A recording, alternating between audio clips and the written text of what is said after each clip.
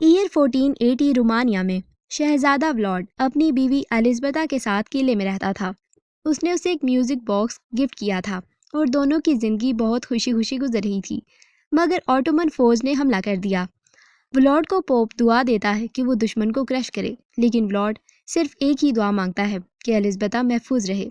जंग के दौरान ऑटोमन सोल्जर्स ने एलिज़ाबेथा पर अटैक कर दिया।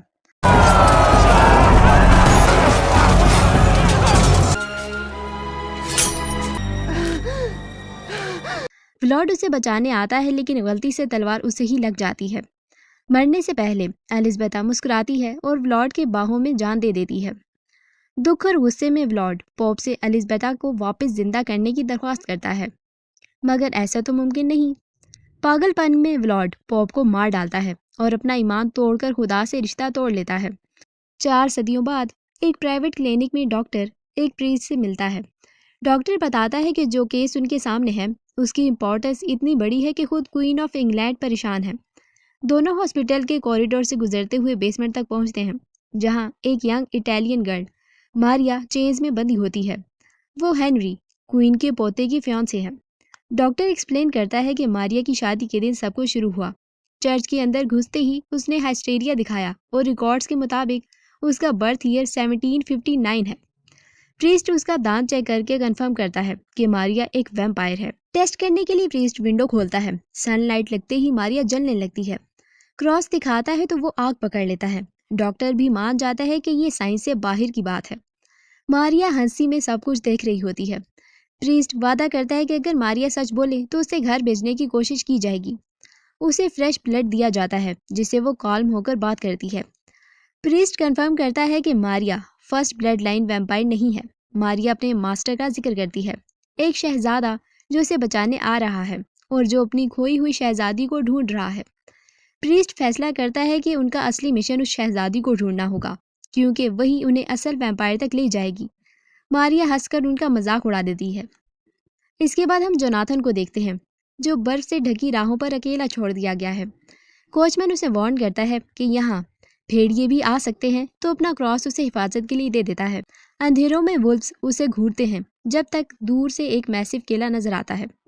पुल क्रॉस करते ही ग्रिल बंद हो जाती है। वापसी के रास्ते कट ऑफ हो जाते हैं। किले के दरवाजे खुलते हैं और खुद ही बंद हो जाते हैं। जोनाथन किले में अंदर आता है तो बिजली की चमक में एक शख्सियत बालकनी पर दिखाई देती है और अगले ही पल वो जोनाथन के पीछे खड़ा होता है। पेल रंग, वाइट हेयर और रिंकल्ड चेहरा, ये है प्रिंस व्लाड टू ड्रैकुला। वो जोनाथन को डाइनिंग हॉल में ले जाता है और खाने की दावत देता है। खुद सिर्फ मुस्कुराता है और कहता है कि वो बाद में खाएगा। जोनाथन अपना मिशन बताता है, पेरिस की एक पुरानी अबे खरीदकर हॉस्पिटल बनाना। मैप्स निकालते वक्त उसका क्रॉस गिर जाता है। ड्रैकुला उसे अपने इशारे से उठाकर आग में फेंक देता है।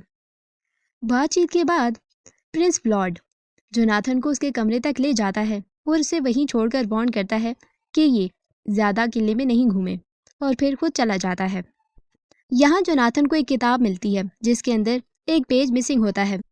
दूसरी जानी प्रीस्ट मारिया के फियांसे हेनरी से मिलता है, जो मारिया को लेकर परेशान है। प्रीस्ट उसे बताता है कि मारिया के अंदर एक अननोन पावर है जो ह्यूमन से बालातर है। रूम सर्च करते वक्त प्रीस्ट को एक छुपा हुआ पेज मिलता है, वही मिसिंग सफ़ा जो ड्रैकुला के किले की किताब से गायब था।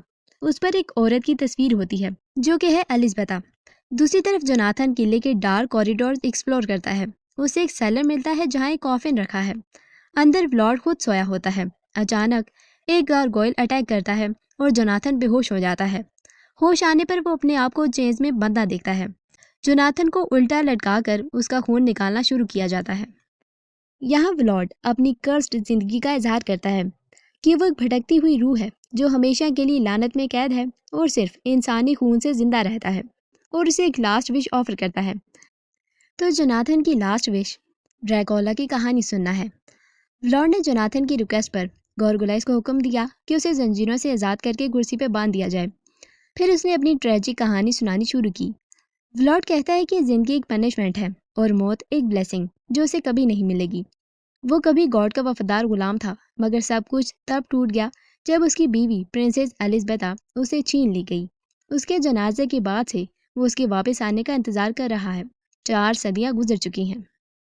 व्लॉड बताता है कि उसने कई दफ़ा अपनी ज़िंदगी ख़त्म करने की कोशिश की, मगर गॉड ने उसे ये हक भी नहीं दिया।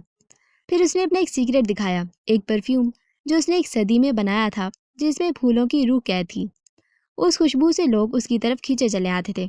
इसी तलाश में उसने वर्साइल्स में एक लड़की इज़ाबेल को देखा। समझा वो एलिज़ाबेथा है, मगर गलती निकली और वो टूट गया। नाउमीदी में उसने औरतों को बाइट करके गुलाम बनाना शुरू किया। उन्हीं में से एक मारिया थी। फिर वो एलिज़ाबेथा की कब्र पर रोया। कार्गोलाइस के लाई सोना और जेवर उसकी तन्हाई को कभी नहीं भर सके। जोनाथन ने उसे समझाया कि उसकी फियांसी उसका इंतजार कर रही है। उसने एक लॉकेट दिखाया जिसमें मीना की तस्वीर थी।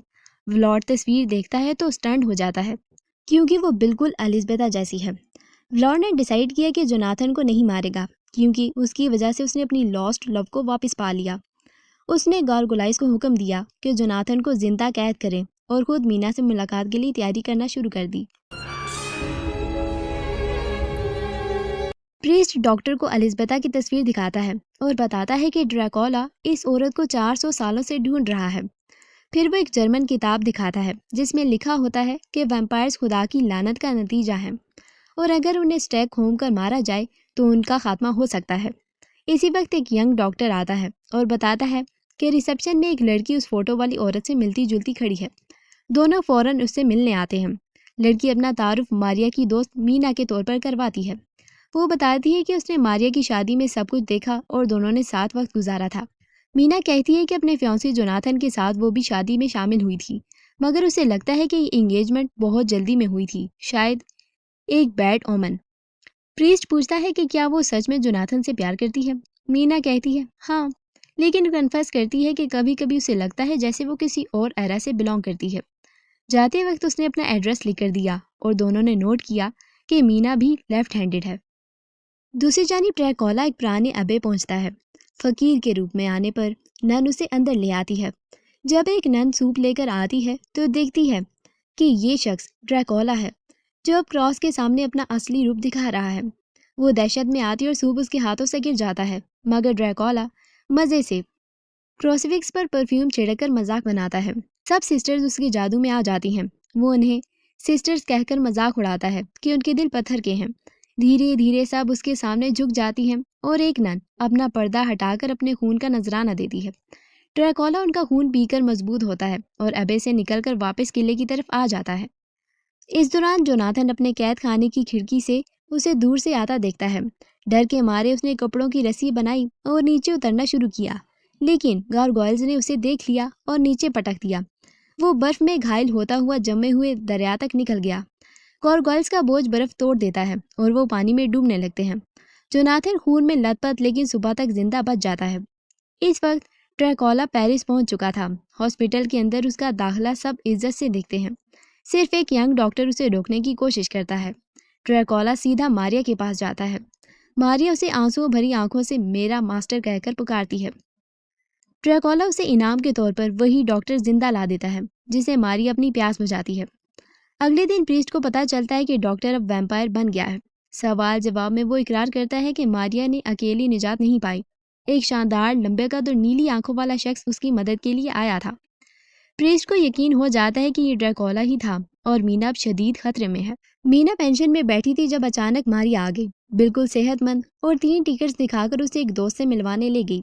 ग्रैंड हॉल में ड्रैकुला उनके सामने आया और मीना को देखते ही उसे अपनी बीवी एलिज़ाबेथा याद आई। फनफेयर और हंटेड हाउस के बाद वो मीना को अपनी प्रॉपर्टी पर ले गया, जहाँ एक पुराना म्यूजिक बॉक्स सुनाया। धुन सुनते ही मीना को अजीब यादें महसूस होने लगी। मगर जब ड्रैकुला ने उसे एलिज़ाबेथा कहा तो मीना ने कहा कि वो एलिज़ाबेथा नहीं है और जल्दी शादी करने वाली है। ड्रैकुला ने उदासी से मुस्कुराकर म्यूजिक बॉक्स मीना को तोहफे में दिया और कहा कि सदियों बाद उसने फिर से खुशी महसूस की है। फिर थोड़ी देर बाद ड्रैकुला मीना को घर छोड़ गया। मीना घर आई तो सामने जोनाथन बुरी हालत में मौजूद था। वो उसे देखकर रोती हुई उसके पास पहुंची। प्रीस्ट ने बताया कि वो मुश्किल से ड्रैकुला के किले से बचकर निकला है। जब मीना ने कहा कि किले का मालिक एक शरीफ इंसान है जो आज रात उसे घर तक छोड़ गया है, प्रीस्ट ने खोल दिया कि वो और कोई नहीं बल्कि व्लॉड ड्रैकुला है, मारिया की बीमारी और तबाहियों का जिम्मेदार। मीना ने यकीन करने से इनकार किया, मगर प्रीस्ट ने साबित किया कि मारिया असल में उसी की मदद से भाग निकली है। प्रीस्ट ने मीना को समझाया कि ड्रैकोला वैम्पायर है जो इंसानी खून पी के जिंदा रहता है और मारिया उसी का शिकार है। मीना ने दावा किया कि उसने कभी हद पार नहीं की, मगर प्रीस्ट ने बताया कि ड्रैकोला परफ्यूम से इंसान की मर्जी तोड़ देता है। घबराहट में मीना ने गर्दन चेक करवाई, जो साफ निकली, फिर अपने कमरे में बंद हो गई। जोनाथन का इलाज होता रहा और मीना तनहा बैठी म्यूजिक बॉक्स बजाती रही। म्यूजिक बॉक्स की धुन सुनते ही मीना को फिर से फ्लैशबैक दिखाई देने लगे। तभी ड्रैकोला सामने आ गया और कहने लगा कि वो कभी मीना को नुकसान नहीं पहुंचाएगा। इसने अपनी लानत का इजहार करते हुए उसे तस्लीम किया कि वो इंसानी खून पी जाता है, मगर मीना उसकी मोहब्बत है, शिकार नहीं। ड्रैकोला ने यह भी बताया कि एलिज़ाबेथा को खो देने के बाद उसने खुदा से बगावत की। जब मीना की नाक से खून टपका और ड्रैकोला ने उसे चखकर बेमिसाल कहा तो मीना का दिल कांप गया, मगर उसके लफ्ज़ मेरा शहजादा, मेरी जिंदगी याद दिलाकर उसने उसका भरोसा जीत लिया। जिस बात के तकाजे में मीना ने कहा कि वो उसे अपना ले, तो ड्रैकोला ने उसकी बात मान ली। प्रीस्ट को ड्रैकोला की खुशबू महसूस हुई तो सबने जाकर देखा कि मीना अब यहाँ मौजूद नहीं है। जोनाथन गुस्से से ललकारा कि अब जंग ज़रूर होगी। उधर मारिया ने हेनरी को शिकार बनाने की कोशिश की, मगर जोनाथन ने तलवार से उसका सर काट दिया और प्रीस्ट ने क्रॉस से उसका काम तमाम कर दिया।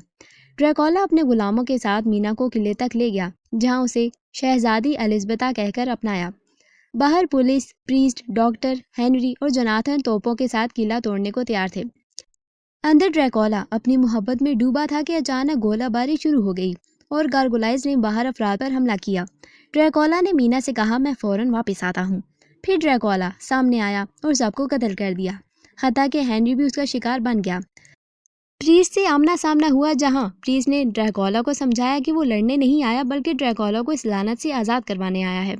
ये बात व्लाड के दिल को हिला गई, मगर एलिज़ाबेथा की चीख सुनकर वो वापस भागा। ऑफिसर्स ने उसका पीछा किया, लेकिन गार्गोलाइज ने उनका सामना किया। आखिर व्लाड ने मीना को पाया और एतराफ़ किया कि इसी के मरने के साथ ये लानत ख़त्म हो जाएगी। मीना ने कहा कि मोहब्बत कैद नहीं, आज़ादी है, और अगर सच में प्यार है तो उसे जीने दे। व्लाड रो पड़ा और अपनी तकदीर कबूल की और फिर दरवाज़ा लॉक करके प्रीस्ट के सामने आया। अब ड्रैकोला ने बाहें खोल दी तो प्रीस्ट ने उसके दिल में ताक घूंपकर उसे आज़ाद कर दिया। वो फ़ौरन बूढ़ा होकर मीना की बाहों में राख बन गया। मेंशन से गार्गोलाइज इंसानी सूरत में आज़ाद हो गए। जोनाथन ने सब देखकर समझा कि मीना का रास्ता अलग है और वो वहाँ से चला गया। प्रीस्ट भी अपनी ड्यूटी पूरी करके वापस हुआ। ड्रैकोला की राख आसमान में उठ गई और इस ट्रेजिक लव टेल का इख्तिताम हो गया।